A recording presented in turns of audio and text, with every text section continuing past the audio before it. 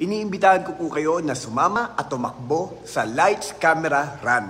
Takbo para sa pelikulang Pilipino. This May 11, 2025 at the MOA Concert Ground, Pasay. To register, i-scan lang po ninyo ang QR code dito. Maraming salamat po at sana supportahan po natin ang pelikulang Pilipino. Hello Kathleen fans! Ito na nga ha. Sobrang kulit ito mga kasama sa Malibanong kay Sir Coco Martin. Hinahanap na nag-post yung sikat na na content creator si Senyora mga kasmreros. Ano ba yan? Walang ka-energy announcement ni si Yan Lim. Nakakamiss tuloy si Alden Bulacan kasi di ba Miss Universe kahapon, preliminary round yata kagabi mga kasembreros, no? Hindi kasi ako mahilig manood ng nung time na nasa Sir Alden mga kasembreros ay yun nga, nanood ako ng mga video clips mga kasembreros. Pero yun nga, no? So talagang ang kulit dito, no? Hinanap si Sir hindi ko rin napakinggan kung paano siya mag-host, pero na-post lang ni Senyora mga kasembreros. And yun nga, iniisip ko nga rin bakit nga pala hindi si Sir Alden yung kasi siguro sobrang busy niya. Tapos si Ma'am Gabby Garcia, talagang, tsaka si Sir Tim Yap, yun yung parang dalawang naging hosts doon. Kasi si Ma'am Gabby Garcia talagang talagang all-in-one, magaling talaga siya mag-host mga kasembreros kasi parang VJ yata siya dati sa isang channel din. Pero alam ko parang part din siya ng GMA na channel na parang VJ or something. Pero talagang train siya na maging host ng mga kasembreros. Tapos maganda pa, talagang morena mga kasembreros, kaya marami ang pumupuri sa kanyang hosting skill. Yun, talagang nisip ko, si Gabby Garcia lang doon tsaka si Sir Tim Yap kasi last year ay siya rin yung sila ding dalawa yung kasama ni Sir Alden na mag-host mga kasembreros ng Miss Universe mga kasembreros Philippines. And then ito si Sir Coco Martin ay nagpakita din ng kanyang suporta kay Sir Alden mga kasembreros sa Lights Camera Run. Yun nga, parang nag-invite siya na kung mag-join sa fun run na ito ni Sir Alden mga kasembreros sa MOA Concert Grounds. So sobrang si Sir Coco Martin sobrang bait at saka talagang tawag dito, parang hindi tumatanda 40 plus na yata si Sir Coco Martin, pero bata pa rin ang itsura nila mga kasembreros. So supporta din si Sir Coco, so thank you so much. And then ito, sobrang kulit ito mga kasembreros kasi si Sir Alden ay parang tripping na naman nila, ibubunggo niya si Mama Ten dun sa may pader.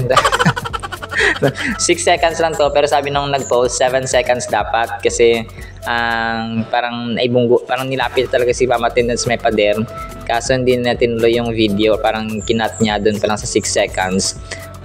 Mga kasembreros, sobrang kulit talaga ni Papa Alden. And then ito, nag-post sa isang admin reminding us na meron lamang isang gym coach or fitness coach mga kasembreros ang Kathleen, and that is sa katauhan ni Sir Mauro Lumba at saka kasama niya ang kanyang asawa na si Marlene Capones mga kasembreros. So sobrang private lang talaga ang inyong Kathleen mga kasembreros. Yung mga galawang magulat ka na lang na parang Coco Julia mga kasembreros ang galawan. And then ito, sabi nila parang may project daw si Sir James Reid at saka si Ma'am Catherine. Tapos sabi dito nagkita na para sa look test. Pero sabi dito ng iba, old video na ito. Tapos parang kasama niya or katabi niya Ma'am Catherine Bernardo si Alden Richards that time or this time mga kasembreros. So malamang po ito talaga ay old video, na-repost lang po ng isang admin. And then ito parang nakakalungkot naman ng na may mga tao parang si Kim at saka si Catherine parang hindi totoong nagbigay ng abuloy kay Nora Honor.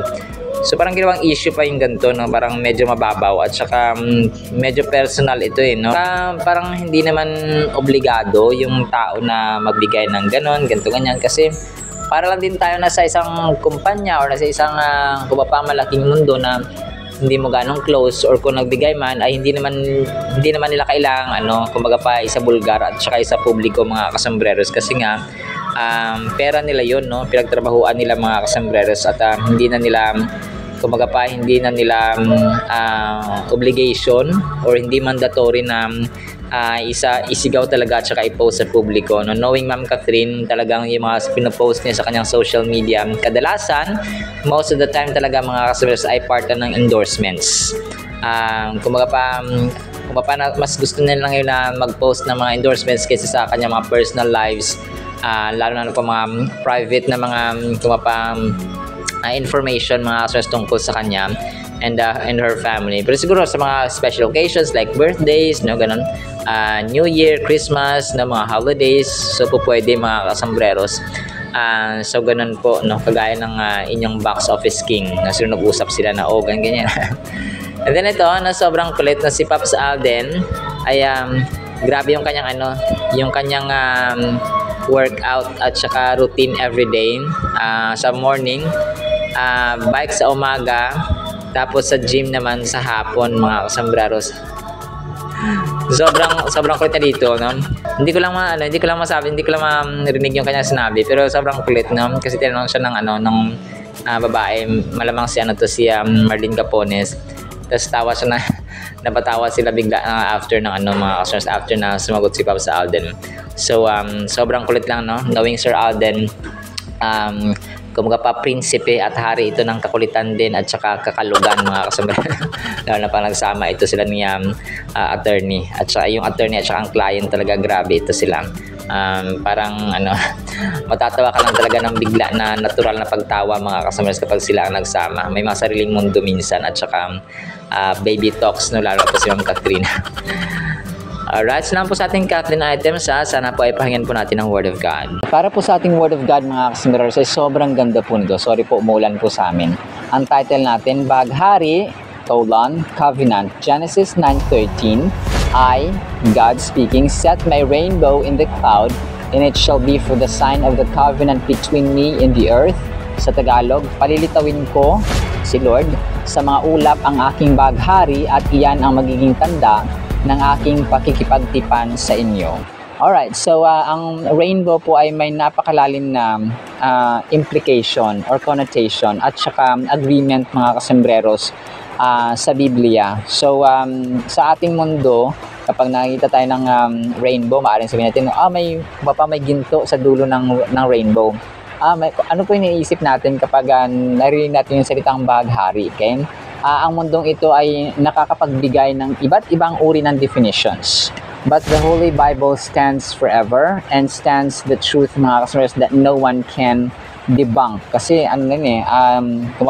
eternal truth na kapag Biblia ang nagbigay ng definition at saka kapag ang salita na ng Diyos ang nagsasalita, so wala nang pwedeng mag-debunk or kahit na-refute ng tao, kahit na sabihin na mali yan, hindi yan tama, hindi yan totoo.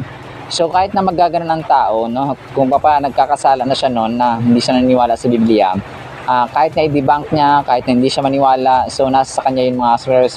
Pero the truth remains, okay? Ang Biblia will stand forever and will stand steadfastly mga kasambreros. Ang Genesis 9:13 mga kasambreros is just one definition of rainbow, okay? Na ito po ay agreement, ito po ay covenant mga kasambreros. Sa Revelation 4:3, sinasabi dito na, and he who sat, referring to God, or Jesus Christ mga kasambreros, and he who sat there was like a jasper and a sardius stone in appearance, and there was a rainbow around the throne in appearance like an emerald. So, may spiritual talaga siya, importance or significance mga kasambreros. And pinapakita dito sa Genesis 9:13 na ito yung patunay, ito yung tanda na hindi ko na muling babahain. Kasi ito yung time na ni Noah mga kasambreros na kung saan pinabaha ni God, ni Almighty Father mga kasambreros ang mundo. Kasi nga sa sobrang kasalanan nila mga kasambreros.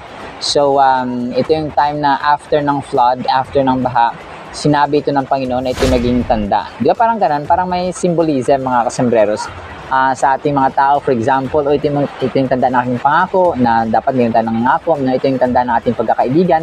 ito yung tanda ng ating pagmamahalan, ito yung tanda ng ating friendship, and so on. So, ganun mga kasambreros, no? Ang Diyos natin ay nag-set din siya ng agreement or covenant na parang kontrata siya na forever, hindi siya natatapos at walang expiration. Na ito yung magiging tanda, no, na hindi ko na babahain na kagaya ng time ni Noah, na lagpas pa kahit sa pinakamataas na bundok sa buong mundo na Mount Everest, mga kasambreros. So, ang verse na ito ay the bow mentioned in the verse is often interpreted as a rainbow, which God established as a sign of His promise that He would never again flood the earth. So, the entire earth, mga kasambreros. At ang verse na ito, so yung mga baha, no, nagtataka tayo, may mga baha pa, syempre, hindi kagaya dun sa time ni Noah, na talagang winash out niya lahat ng lahi ng tao, except sa family ni Noah, mga kasambreros. So, yun, no, beautiful reminder ito sa atin. Simple yet beautiful natural phenomenon to remind us of His faithfulness and mercy. So, kapag nakita natin yung rainbow, dapat naisip natin na, ito yung ang kadakilaan ng Diyos na totoo siya sa kanyang pangako, na hindi na niya pinababaha at saka pinabaha, mga kasambreros, yung buong mundo kagaya nung time ni Noah na talagang winash out niya lahat. So it's a gentle reminder of His presence as well as a testament to His grace and promise. The act of setting the bow in the cloud signifies a commitment from God, ensuring that despite human shortcomings, He would maintain a relationship with creation. So grabe, no? Kapag nakikita tayo ng rainbow after the rain, no, parang makanta tayo, there's a rainbow after the rain. So dapat isipin natin na grabe, no? Ito yung time na, no, na sinave tayo ng Panginoon at hindi na niya babahain ng kagaya ng time ni Noah. So when we reflect on this verse, we can understand that the rainbow symbolizes hope and reassurance in a world filled with uncertainty. Just as God made a promise to Noah and his descendants, we are reminded of the promises He has made to us through Jesus Christ. Grabe, no? Kung susumahin mo yung Biblia, mga kasambreros, sa Old Testament, it was Noah na nag-save ng buong humanity, no? Kumbaga pa siya yung ginamit ni God para isalba ang sangkatauhan. Sa New Testament, it was Jesus Christ para salbahin naman ang buong sangkatauhan. Grabe, no? Kapag kinonect mo yung dalawa, grabe dapat yung impact sa atin, na grabe yung pagmamahal at saka sukdulan yung pag-ibig ng Diyos sa atin. So dahil sa rainbow din na ito, na natural phenomenon, bahaghari na covenant pala ng ating Diyos Ama sa atin. So, ang Genesis chapter 9:13 ay nag-signify, intentional kasi ito nung sinabi niya na I set my bow in the cloud, ay nagsisignify ito ng intentional yung action ng Panginoon. Hindi siya parang bigla na lang sumulpot na parang kabuti na ayan na yun. Hindi. Talagang sinadya ng Panginoon. It's an act of establishing a physical symbol of His promise. The bow speaks to the idea of a weapon. However, rather than being used for destruction, it is placed as a reminder of peace. So kasi ang maraming tao, iba yung pagkakaintindi ng rainbow, mga kasambreros. That is why it's very important na nagbabasa po tayo ng Biblia so that we can have true knowledge, true implication, and true understanding kung ano nga bang ibig sabihin ng mga ganito. So, tapos nabi nito, it will be a sign, or it will be for a sign of the covenant. So, it indicates that the rainbow is more than just a colorful arc in the sky. It embodies the essence of the agreement made with Noah and all living creatures. So, ina-affirm dito ng Panginoon na yung covenant natin, every time na nakita natin ang rainbow, mga kasambreros, ay nare-remind tayo ng kadakilaan at ng faithfulness, no? Katapatan ng Panginoon sa tao na hindi na niya babahain muli. So as we see rainbows in the sky, we may be reminded of God's unwavering promise in our role in His creation. To explore more this covenant and learn about the other promises God made in Genesis 9 and subsequent chapters, so let's continue to engage with this word and grow in our understanding of His relationship with us. So dapat ay araw-araw tayong nagkakaroon talaga ng time. So as I'm always saying, kailangan araw-araw tayong nagbabasa po ng Biblia because everyday food ng ating katawan. So kasi ang ating physical merong kinakain na material food, no? Ang ating kaluluwa din po ay dapat mayroon. Apart from we gain knowledge and understanding ng katotohanan. Alright, so lang po in the meantime ha, nawa po ipagpalaan po tayo ng pag-ibig, pananampalataya at pag-asa in the mighty, holy, sweet, magnificent, faithful name of the Lord Jesus Christ. And everyone said Amen and Amen. See you next time po ang lesson pa. Alam po. I love you.